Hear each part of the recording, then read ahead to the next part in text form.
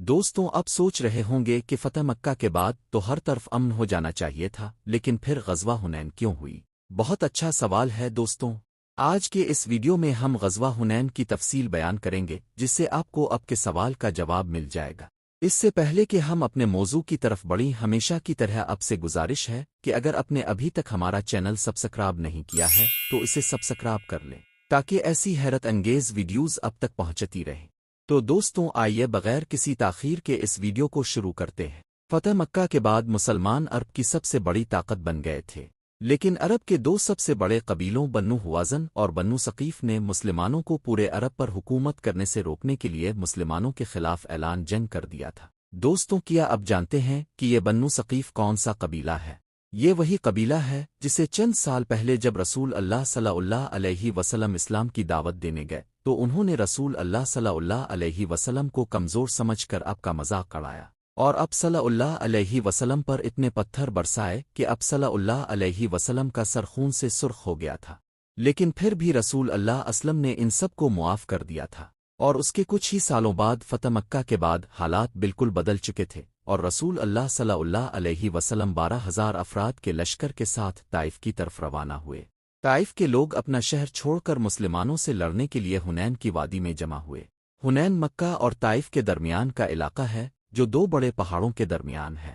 طائف کے سالاروں نے اپنی ساری فوج حنین کی وادی میں جمع کر لی، اور ان سب کو حکم دیا کہ تمام سپاہی اپنے بچوں اور عورتوں کو بھی ساتھ لے کر آئیں، تاکہ ان کا کوئی بھی سپاہی جنگ چھوڑ کر بھاگ نہ سکے اور پوری ہمت اور لگن کے ساتھ لڑے۔ مکہ فتح کرنے کے صرف 14 دن بعد رسول اللہ صلی اللہ علیہ وسلم 12,000 افراد کے لشکر کے ساتھ حنین کی طرف روانہ ہوئے۔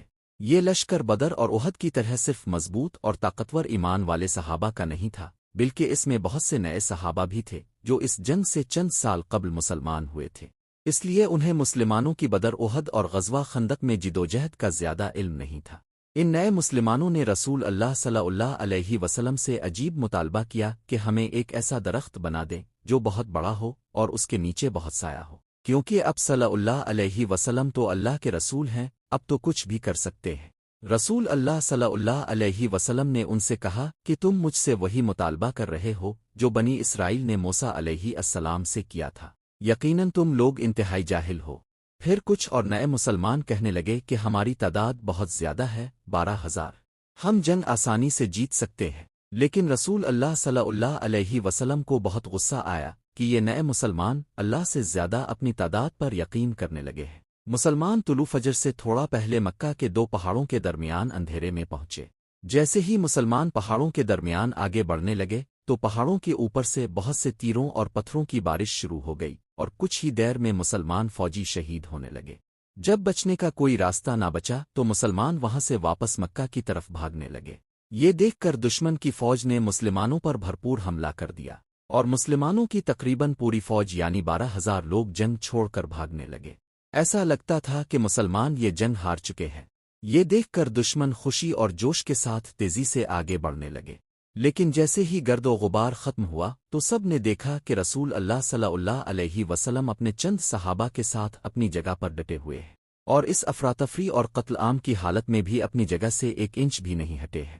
دشمن کی ساری فوج رسول اللہ صلی اللہ علیہ وسلم کی طرف بڑھنے لگی۔ یہ دیکھ کر رسول اللہ صلی اللہ علیہ وسلم اکیلے ہی دشمن کی فوج کی طرف بڑھے اور زور زور سے پکارنے لگے، میں ہوں محمد عبداللہ کا بیٹا اور اللہ کا سچا رسول۔ رسول اللہ صلی اللہ علیہ وسلم کے چچا عباس رضی اللہ عنہ نے رسول اللہ صلی اللہ علیہ وسلم کے اونٹ کو زبردستی روکنے کی کوشش کی، تو رسول اللہ صلی اللہ علیہ وسلم اپنے اونٹ سے نیچے اترے اور دوبارہ دشمن کی طرف بڑھنے لگے۔ یہ دیکھ کر حضرت عباس رضی اللہ عنہ اپنے سپاہیوں کو بلند آواز سے پکارنے لگے کہ تم اللہ کے رسول صلی اللہ علیہ وسلم کو چھوڑ کر کہاں جا رہے ہو؟ یہ پکار سن کر آہستہ آہستہ پوری فوج کو احساس ہونے لگا کہ اگر وہ آج اس جنگ سے بھاگ گئے تو رسول اللہ صلی اللہ علیہ وسلم کی جان کو بھی خطرہ ہو سکتا ہے، کیونکہ رسول اللہ صلی اللہ علیہ وسلم جنگ سے ایک قدم بھی پیچھے نہیں ہٹا رہے تھے۔ رسول اللہ صلی اللہ علیہ وسلم کا یہ جذبہ اور اللہ پر یقین دیکھ کر آہستہ آہستہ بھاگے ہوئے مسلمان واپس آنے لگے۔ کچھ ہی دیر میں مسلمانوں کی 12,000 کی فوج جنگ میں واپس آ گئی اور دشمنوں پر حملہ کر دیا۔ اس حملے کی تاب نہ لا کر طائف والے میدان چھوڑ کر ہر طرف بھاگنے لگے، اور مسلمانوں نے ان کا پیچھا کرنا شروع کر دیا۔ اس جنگ سے مسلمانوں کو بہت فائدہ ہوا۔ 6,000 قیدی اور 24,000 اونٹ اور سونا چاندی اور بہت سارا مال غنیمت ہاتھ آیا۔ آخر کار مسلمان تعاقب کرتے ہوئے طائف کے قلعے کے قریب پہنچ گئے، لیکن طائف والوں نے 1 سال کی خوراک قلعے کے اندر جمع کر رکھی تھی اور خود کو قلعے میں محفوظ کر لیا تھا۔ مسلمانوں کی بھرپور کوششوں کے باوجود یہ قلعہ نہیں ٹوٹا، جس کی وجہ سے مسلمانوں نے یہاں کئی دن گزارے۔ خالد بن ولید رضی اللہ عنہ روزانہ قلعے کے سامنے جاتے اور ان کو لڑنے کے لیے للکارتے، لیکن ایک شخص بھی خوف کی وجہ سے باہر نہیں نکلتا تھا۔ ایک دن رسول اللہ صلی اللہ علیہ وسلم نے اعلان کیا کہ اگر طائف کے تمام غلام ان کو چھوڑ کر اسلام میں شامل ہو جائیں تو اب صلی اللہ علیہ وسلم انہیں آزاد کر دیں گے۔ یہ اعلان سن کر بہت سے غلام اسلام میں شامل ہونے لگے۔ آخرکار رسول اللہ صلی اللہ علیہ وسلم نے فیصلہ کیا کہ اب ان سے مزید جنگ کرنے کا کوئی فائدہ نہیں، کیونکہ وہ اب مسلمانوں کو کسی طرح کا نقصان نہیں پہنچا سکتے۔ چنانچہ مسلمان وہاں سے مکہ واپس آ گئے۔ مکہ جانے سے پہلے کچھ مسلمانوں نے رسول اللہ صلی اللہ علیہ وسلم سے کہا کہ ویسے بھی ہم واپس جا رہے ہیں، اس لیے جانے سے پہلے رسول اللہ صلی اللہ علیہ وسلم ان کے لیے بد دعا کریں۔ تو رسول اللہ صلی اللہ علیہ وسلم نے اپنے ہاتھ اٹھا کر اللہ سے دعا کی، اے اللہ طائف والوں کو میرے پاس مسلمان بنا کر لے آ۔ آخرکار مسلمان مکہ پہنچ گئے۔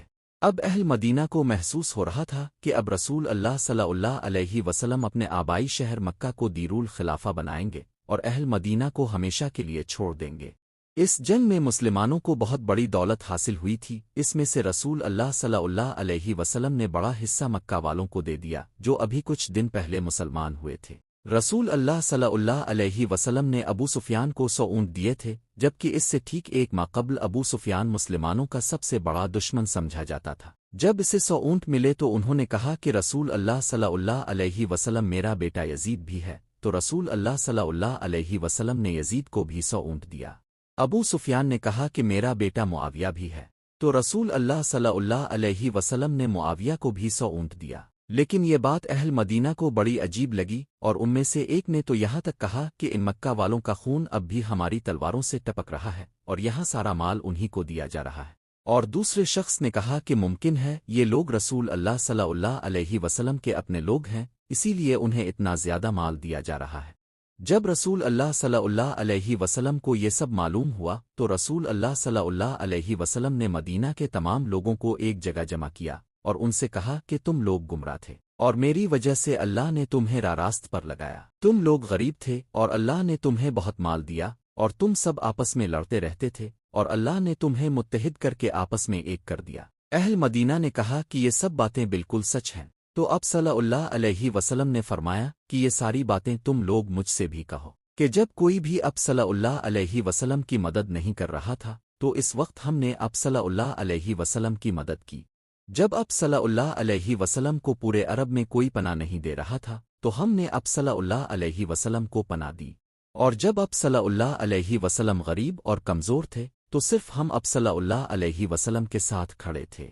پھر اب صلی اللہ علیہ وسلم نے فرمایا کہ کیا یہ بہتر نہیں ہے کہ یہ لوگ اونٹ اور بکریاں اور دنیا کو اپنے ساتھ لے جائیں، اور تم لوگ اللہ کے رسول صلی اللہ علیہ وسلم کو اپنے ساتھ لے جاؤ۔ رسول اللہ صلی اللہ علیہ وسلم نے مدینہ والوں کے لیے دعا فرمائی، اے اللہ مدینہ والوں پر رحم فرما اور ان کے بچوں پر رحم فرما اور ان کے بچوں کے بچوں پر بھی رحم فرما۔ یہ سب سن کر اہل مدینہ بہت خوش ہوئے۔ چند دنوں کے بعد رسول اللہ صلی اللہ علیہ وسلم اپنے دارالحکومت مدینہ تشریف لے گئے، اور یہ مدینہ والوں کے لیے بڑی بات تھی، کیونکہ اگر مدینہ کے لوگوں نے اب صلی اللہ علیہ وسلم سے صرف اونٹ اور بکریاں مانگی ہوتی اور رسول اللہ صلی اللہ علیہ وسلم مدینہ چھوڑ کر مکہ میں آباد ہو گئے ہوتے تو آج تک جتنے لوگ حج کے لیے مکہ جاتے ہیں وہ صرف مکہ ہی جاتے، کیونکہ مکہ میں کعبہ اور رسول اللہ صلی اللہ علیہ وسلم کا روضہ دونوں ہی ہوتے اور لوگوں کو مدینہ جانے کی ضرورت ہی نہیں ہوتی۔ لیکن پچھلے 1400 سالوں سے مدینہ کی ساری معیشت رسول اللہ صلی اللہ علیہ وسلم کے روضہ مبارک کی وجہ سے ہی چل رہی ہے، جس کی وجہ سے ہر سال دنیا بھر سے لاکھوں لوگ مدینہ جاتے ہیں اور اہل مدینہ اربوں ڈالرز کماتے ہیں۔ رسول اسلم نے اہل مدینہ کے لیے جو دعا مانگی تھی وہ اللہ نے اسی طرح پوری کی۔ پچھلی 50 نسلوں سے مدینہ کے لوگ مکمل امن اور مستحکم معیشت کے ساتھ زندگی گزار رہے ہیں۔ دنیا کے دیگر مسلمانوں سے بہتر کوئی نہیں جانتا کہ مستحکم معیشت کتنی ضروری ہے، اور مدینہ کی معیشت کا یہ استحکام قیامت تک جاری رہے گا۔ حنین کی جنگ عربوں کے ساتھ رسول اللہ اسلم کی آخری جنگ تھی۔ عربوں کے درمیان آپس کی جنگ جو بدر کے میدان سے شروع ہوئی تھی وہ آخر کار حنین کی جنگ پر ختم ہوئی اور اس کے بعد پورے عرب میں امن تھا۔ طائف کے لوگوں نے جب دیکھا کہ تمام قبائل مسلمان ہو رہے ہیں تو انہوں نے خود ہی رسول اللہ صلی اللہ علیہ وسلم کی خدمت میں حاضر ہو کر اسلام قبول کر لیا۔ رسول اللہ صلی اللہ علیہ وسلم نے خود ایک مرتبہ فرمایا تھا کہ طائف کا دن ان کی زندگی کا مشکل ترین دن تھا۔ لیکن سوال یہ ہے کہ رسول اللہ صلی اللہ علیہ وسلم طائف گئے ہی کیوں تھے؟ یہ مسلمانوں کے سب سے بڑے دن کی کہانی ہے، یعنی ہجرت مدینہ۔ غزوہ حنین ایمان، صبر اور اللہ کی مدد پر یقین کا عظیم سبق ہے۔ دوستوں یاد رکھو، غرور ہمیشہ نقصان دیتا ہے، اصل مدد صرف اللہ کی ہوتی ہے۔ اللہ حافظ۔